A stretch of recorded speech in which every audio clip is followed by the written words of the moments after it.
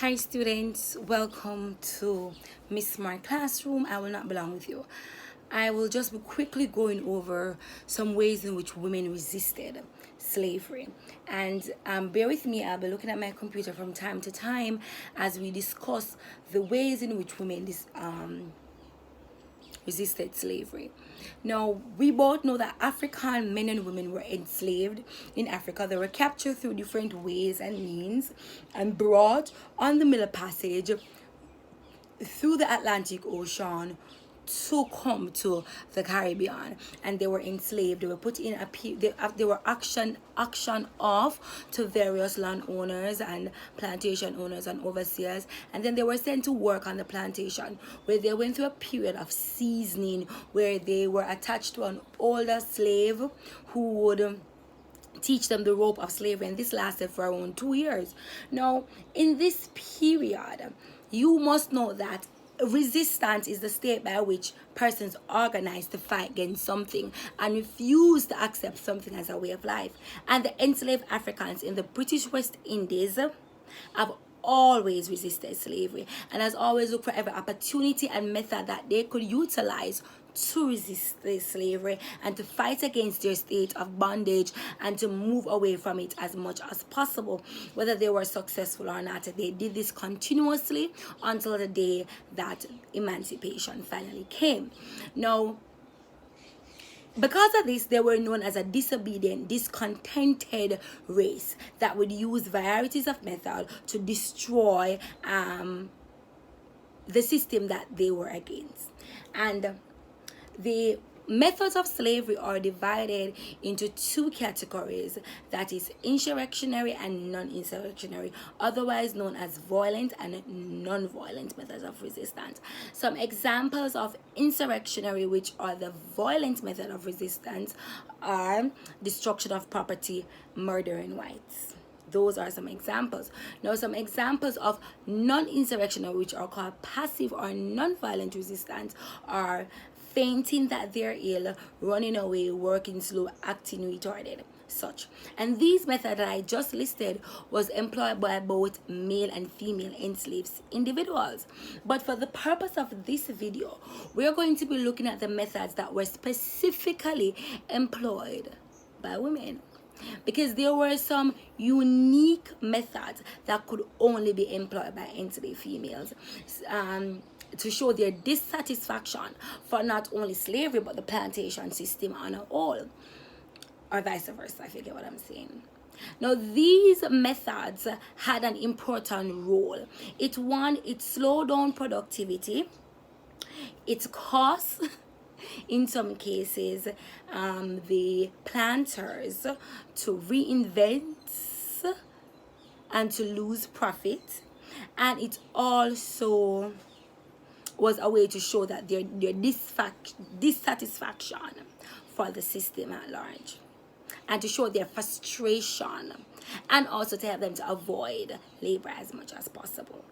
Now, this ranged from the prolonging of breastfeeding all the way up to infanticide and everything in between. And that is what we're going to be looking at. So today, I want to introduce you to infanticide, abortion, prolonging of breastfeeding, concubinage, and of course the use of vulgar language as a weapon, and satirical songs. So try and remember those 6 things if you're going to ever be writing on the topic women and resistance in slavery. So satirical songs, language as a weapon, concubinage, infanticide, abortion, and prolonging of breastfeeding. Those 6 are the main ways. Now, why would the women be resisting? They were in slavery, first and foremost. They were in slavery. They had the desire for freedom. They wanted to be free. They wanted to, some of them remember their life in Africa. Some of them came, not all the slaves were born in Africa. Born in Jamaica, or in the Caribbean, but some of them were born in Africa, and they wanted that freedom. They wanted to go back to a place where they were in control of their own decision as to where they go, what they did with their own body. Now, enslaved women were greatly involved in the plantation society in Jamaica and the Caribbean at large, and they worked on the plantation, as machines and as animals, and in the field they were considered property. The hardship of the field and the demands of it plagued the female population, and they wanted freedom, and that is why they rebelled. They rebelled because they didn't want their children to grow up in this situation. They didn't want to be taken advantage of in all the ways that they were taken advantage of. One of the ways I mentioned earlier is the fact that enslaved women show their dissatisfaction by prolonging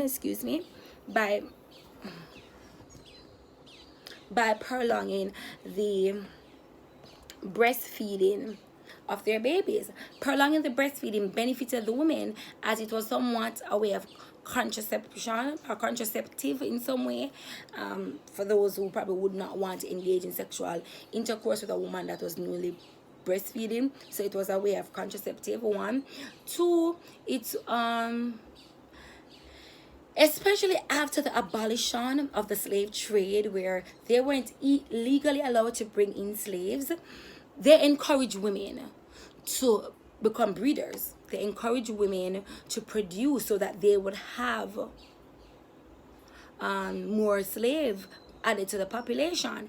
And so as a result, they would grant the mothers concession for breastfeeding, and this would be an extra hour before or after work for breastfeeding, time in between work to rest and to breastfeed, and they would even give them a little extra food and all those things. And the women took full advantage of this, to work slow, to stop and go feed their babies, to come in late, to leave early, to get a little extra food, because this was the benefits. And so they were taking full advantage of it, or disadvantage as much as possible, so that they were able to do less work as possible.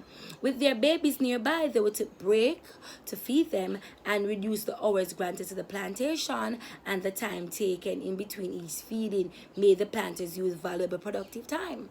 So they were getting a little benefit as well as sabotaging the planter. So you see, that is twofold, and that's what they did. Now the other one is abortion. And the plantation society was not an ideal place to raise family. Long hours of labor, the environment was unhygienic, and the punishments were severe and completely inhumane. There was no change in the work program for a black woman who became pregnant. You still have to work when you're pregnant, and having children you didn't have any grace period.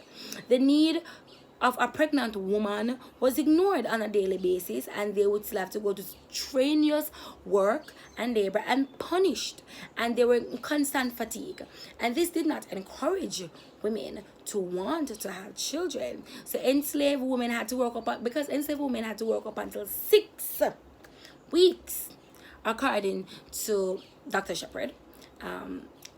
That's 6 weeks or even 3 weeks before they give labor. They had to work that entire time, and these factors made women reluctant to have children and to bring children into a life of slavery, and as such they committed abortion. The whites have always suspected and believed that the women practiced abortion through a combination of herbs and powders mixed by other men, because we're herbalists as Africans, and so these herbs and powders was used to commit abortion. And abortion is defined as the expulsion of a fetus from the uterus before it reaches a stage of visibility. So before it reaches a state of usability, they flush themselves, they get rid of it. The general knowledge of infusion of abortion include leaves from special shrubs, plants, roots, barks of certain tree, and they'll mix them together.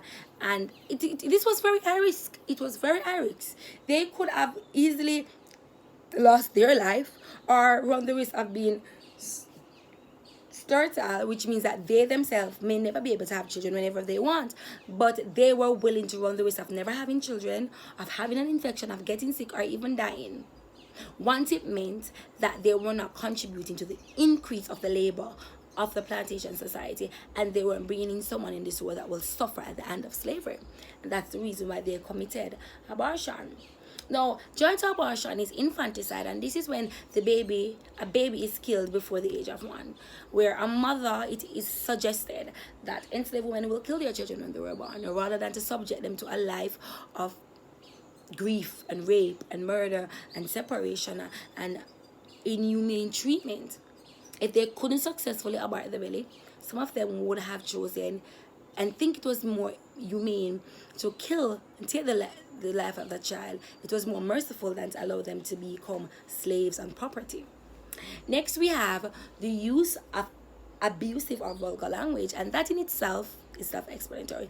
They would use vulgar, inappropriate language to insult and throw at the white men and women, and they would do it at any time. Many enslaved women showed little fear for their masters and mistresses, and verbal abuse to them as a powerful instrument to attack, and it was a means of defense for the enslaved women. So their tongue was their weapon of defense. Evidence of this can be shown in the Port Royal, Jamaica, between 1819 and 1834, where there were 42 cases in the court involving enslaved women and their use of language, and it was indecent, it was scandalous, it was outrageous, it was insulting, it was abusive, and it was threatening. Those are the words that they used to describe these women. They might have been in chains and in shackles, but these women were fierce, and they were going to use their tongue to abuse and to send insolence all across the room to anybody that would need to hear.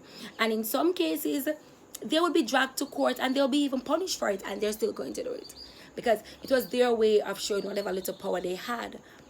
And so they were seen as nuisance and disrespectful and loud and vulgar, but it was intentional and was a means of resistance. Satirical songs is, we love sing and tease people, especially here in Jamaica. We make up a song and tease anybody. It's pretty much the same thing. They were going to use song that mocks the whites. They're going to mock the whites, especially the women were mocking the other white women with songs that would tease them. So while they're working in the fields, they're teasing them. So the song of mockery was sung by the gangs as they work. The courts were also used by enslaved women who could complain about the violation of their rights. So that's a different thing in totality. So in addition to using the songs to mock the women and to talk about things, they would also bring their masters to court. Yes, and they would complain about the violation of their rights, even though technically nothing was going to come out of it, and they are probably going to be flogged and imprisoned, to say they waste the Madras time and that they brought and forced the overseers to come to court. They didn't care. It means that they were going to be missing a day from work or a couple hours from work, and they were going to get to drag you to court.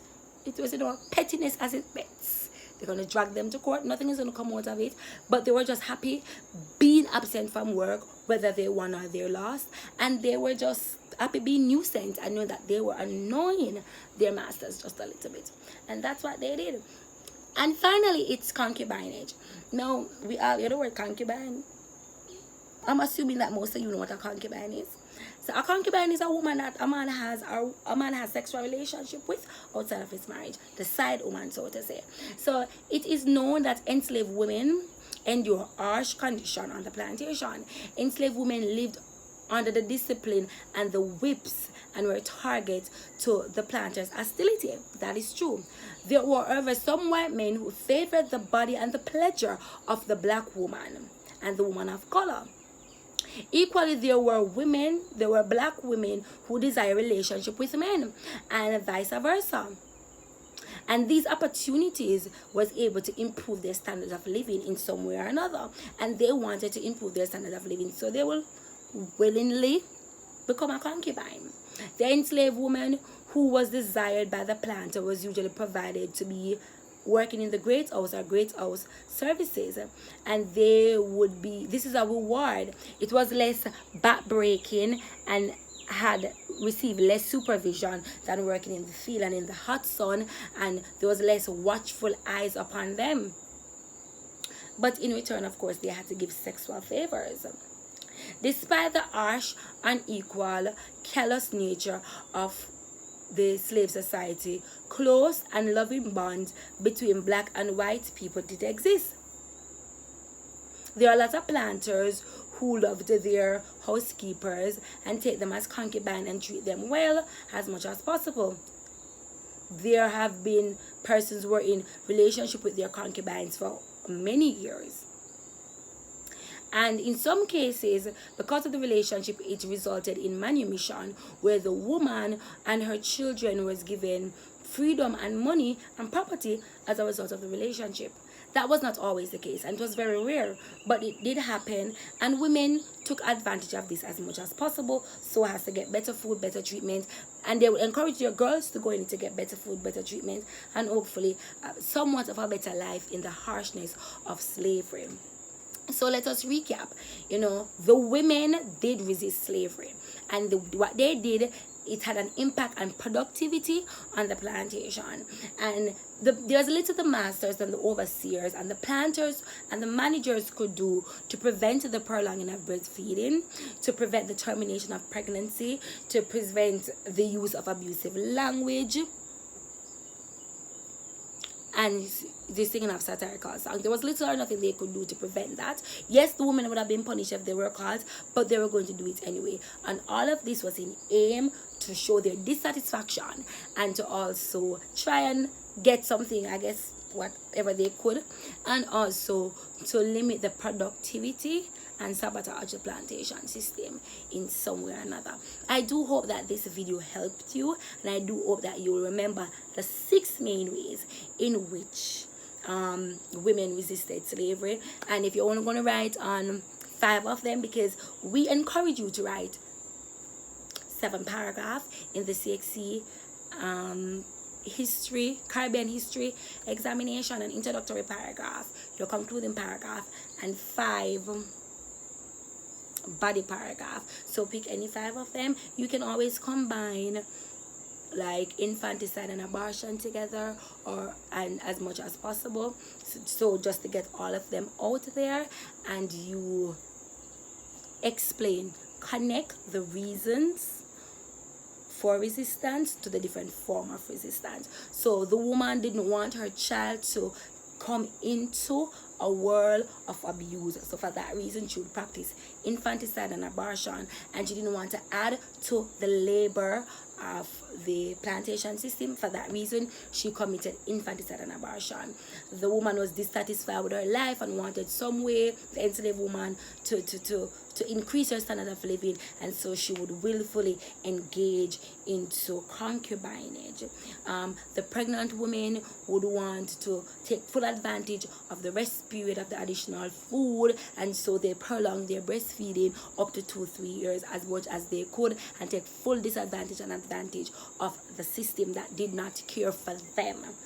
All right, now the women would, even though they were going to be punished, would do whatever they could to be nuisance and to annoy and to disrespect, because that was the only power they had, and they use songs and abusive language. So when you are giving your explanation, connect the reasons to the action and state how it affected the plantation society and the planters, and how it affected the way of life and how it benefited the woman. So once you ensure you list your method of resistance, you told why they were using that method of resistance, how it affected the plantation, and then you link it to whatever thesis you create.